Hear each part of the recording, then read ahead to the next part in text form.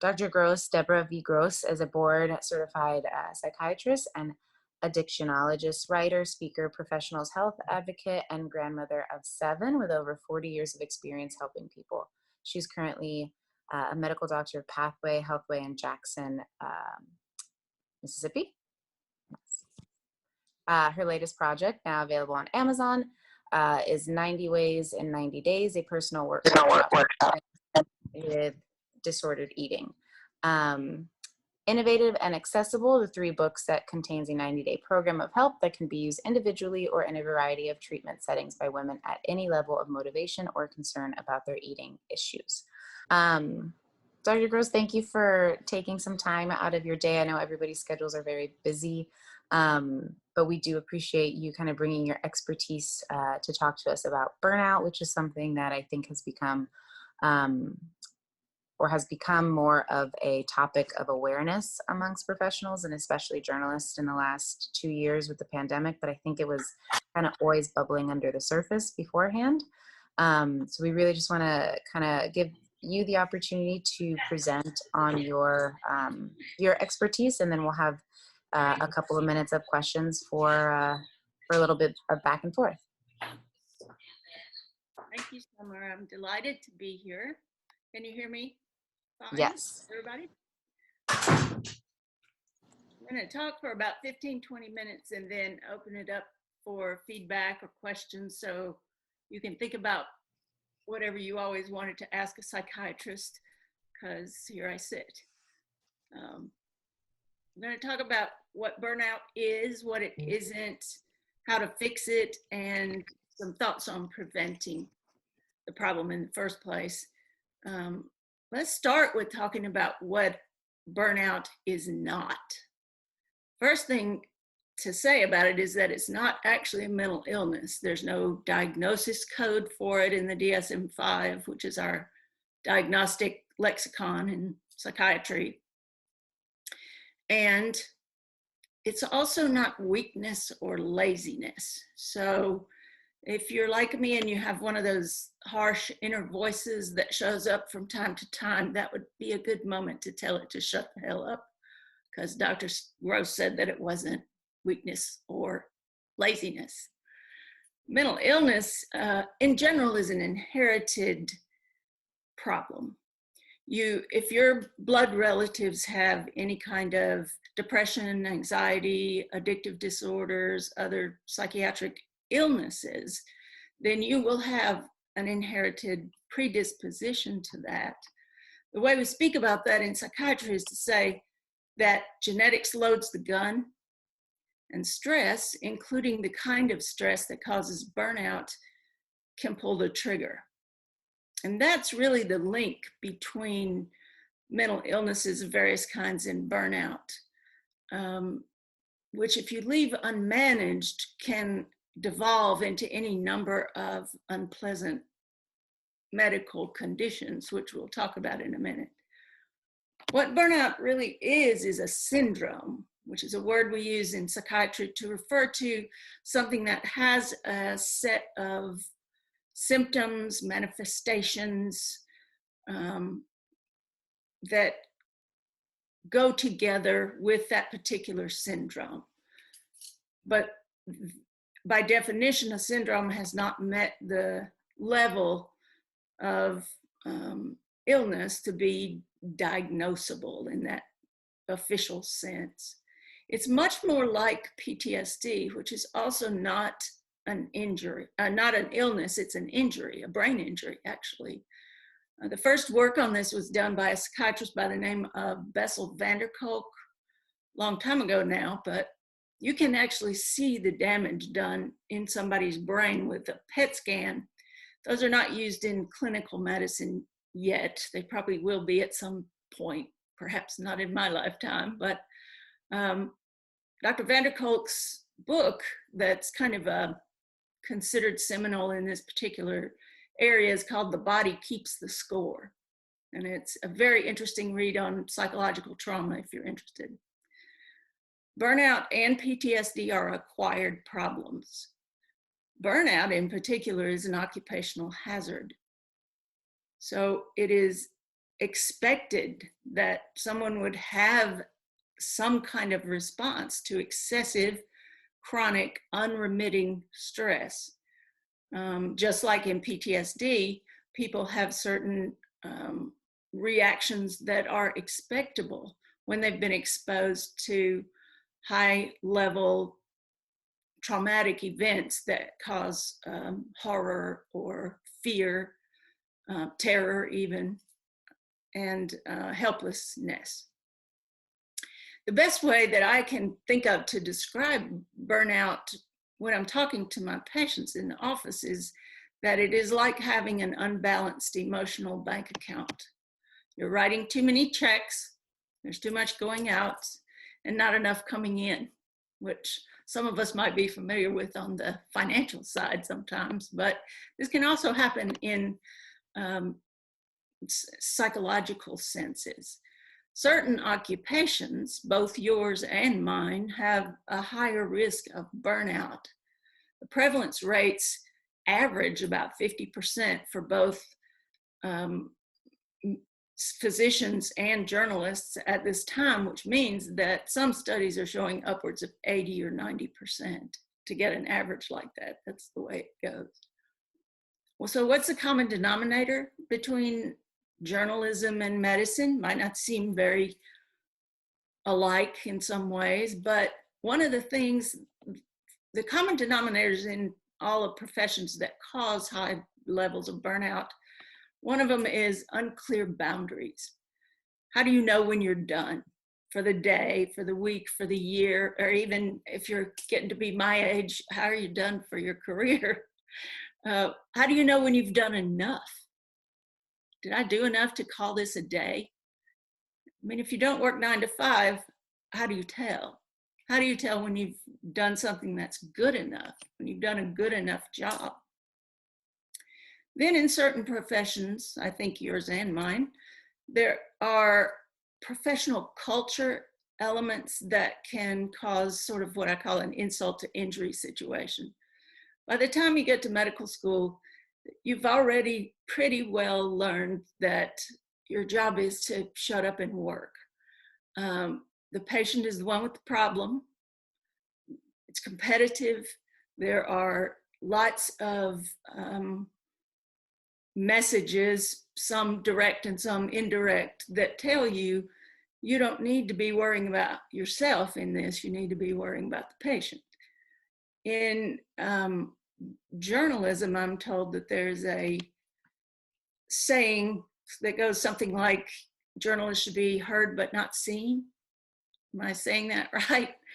I would like to know how in the world in today's life anybody could not be seen if they're going to be heard, because every person in the world has a cell phone. They're going to record you if you do anything goofy or mean or hateful. But also there is kind of an unrelenting pressure to produce and to put content out there, I should think. The more overarching commonality between jobs that have lots of burnout is that there's often a situation where you have huge responsibility and not so much power to change outcomes. This is a well-known stressor, a high degree stressor. So in physician life, it can be something like you have a life in your hands, you know what the treatment is, you're capable of giving the treatment, it's sitting right there, the patient's sitting right there, but the insurance company won't authorize treatment. Or the patient doesn't have insurance, and it's an expensive treatment. If you've watched Dope Sick, you know that the other thing that can happen is big pharma can actively oppose proper medical care, still doing so at every opportunity. For journalists, I would think it's something like you have the facts in your hands because you've looked around and found out all the things you need to find out about something, and you're tasked to report on those facts.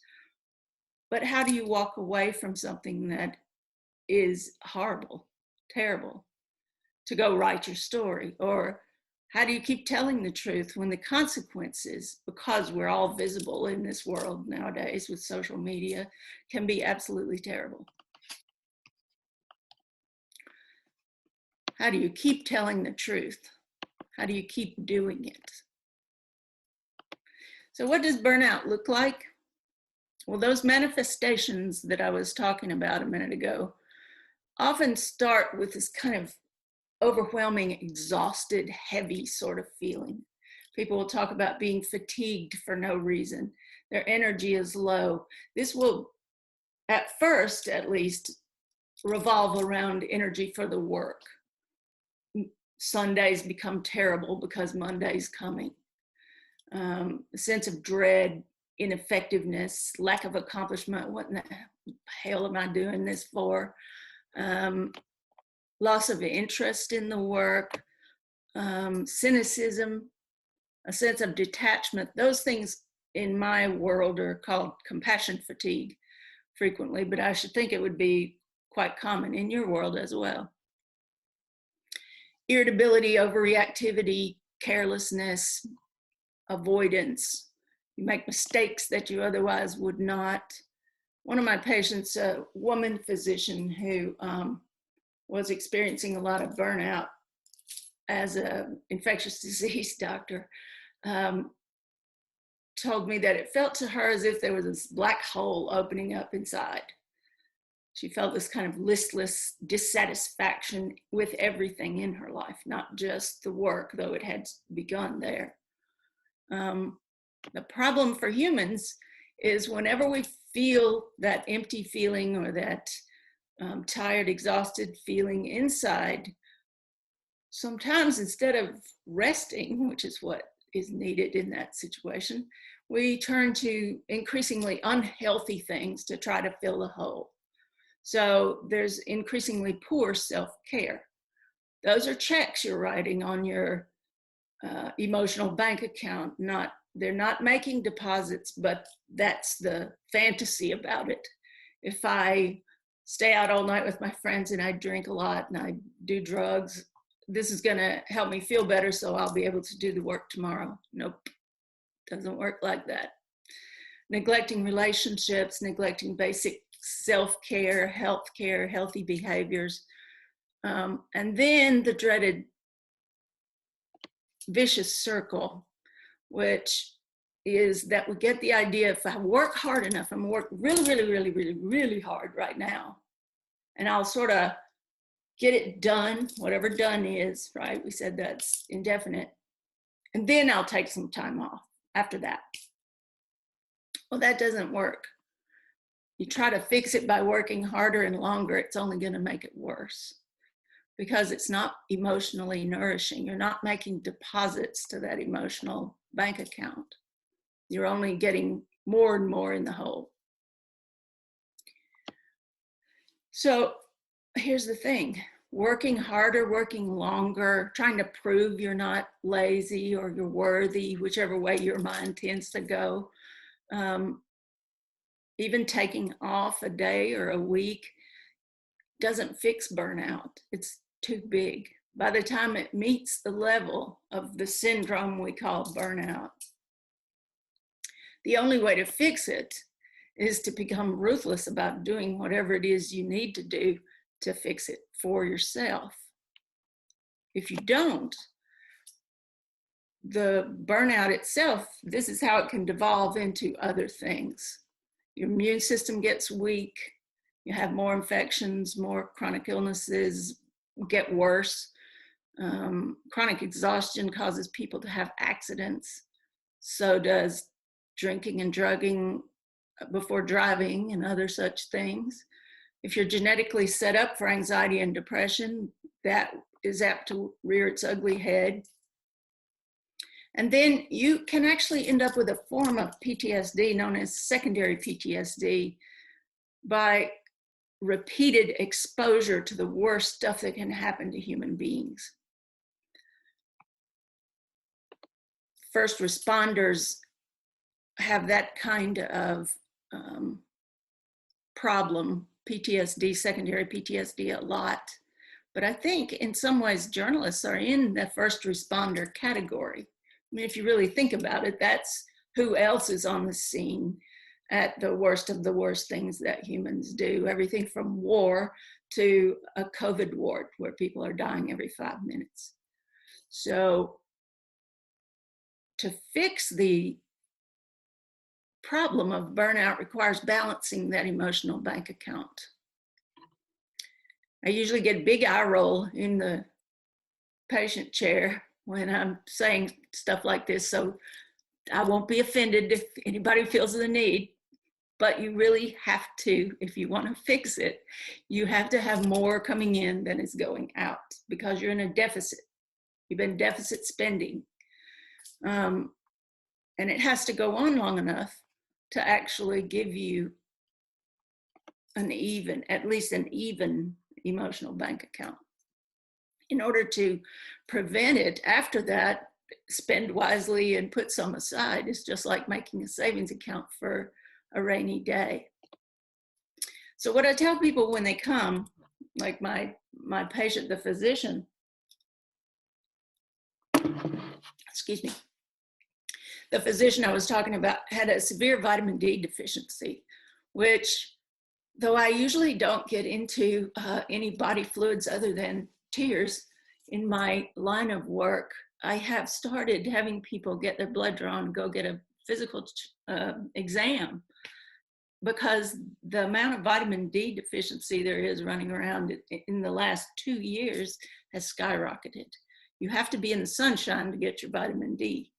And a lot of us have been staying inside a lot more than we used to.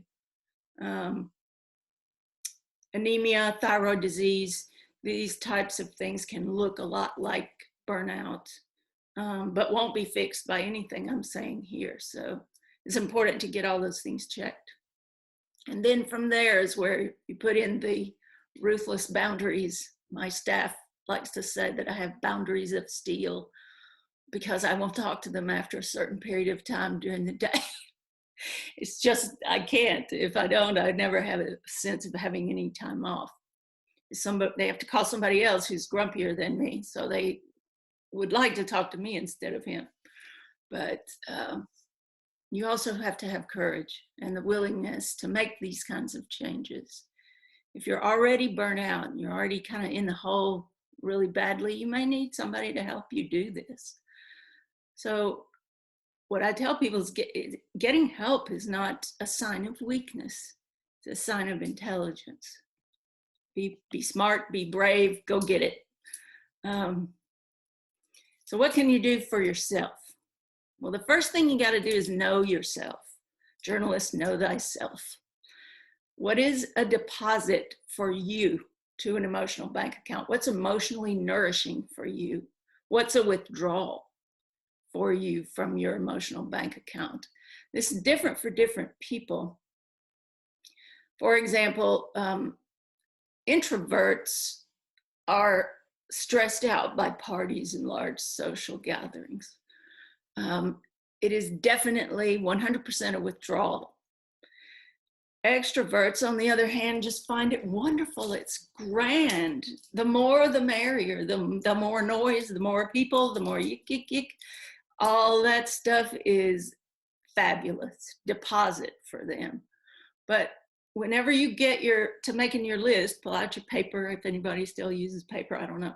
But phone, computer, whatever it is you write on, make a column for deposits and a column for withdrawals, and make yourself a list. What gives back to you? What's emotionally nourishing for you?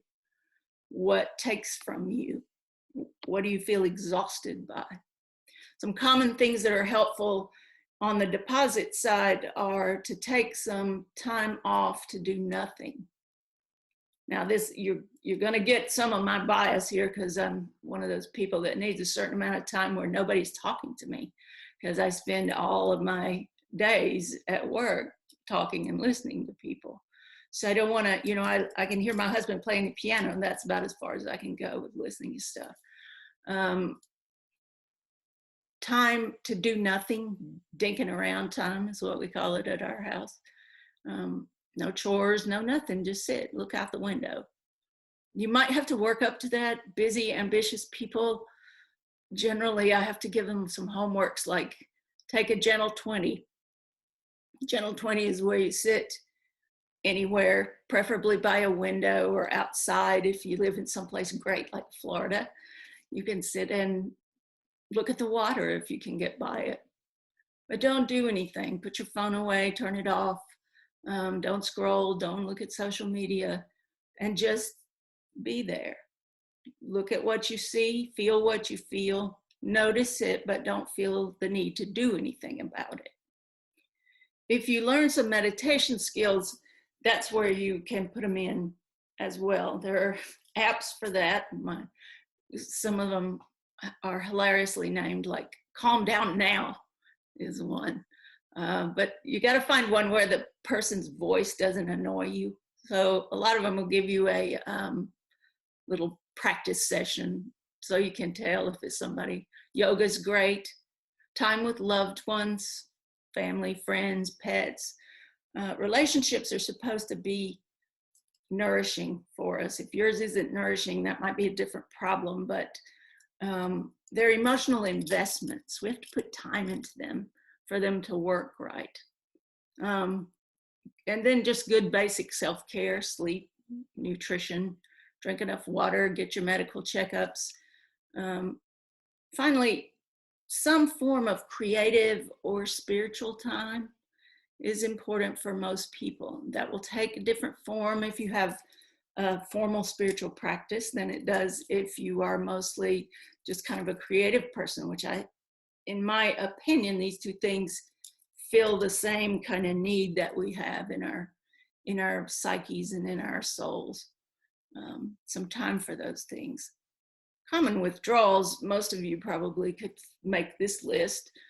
Too many hours, too many decisions, too much responsibility for others. That goes particularly for professional women who are known to have the highest rate of burnout of any group that's been studied separately from other groups, because usually still having all the responsibility for whoever's in the house and the house.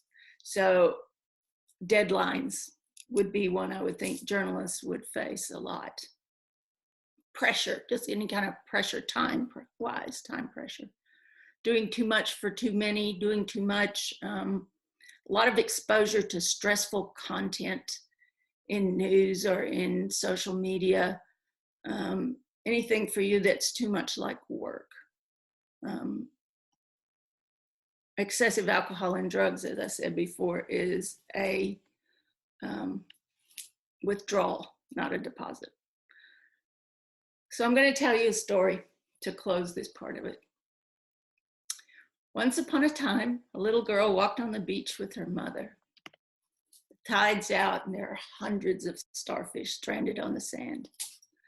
Little girl walks to one, picks it up, turns it over and over, and flings it as far as she can out into the water. She goes to the next one, does the same thing. 2 or 3 more, and finally mom can't be quiet anymore and says, honey, you know, you're not going to be able to save all of these creatures.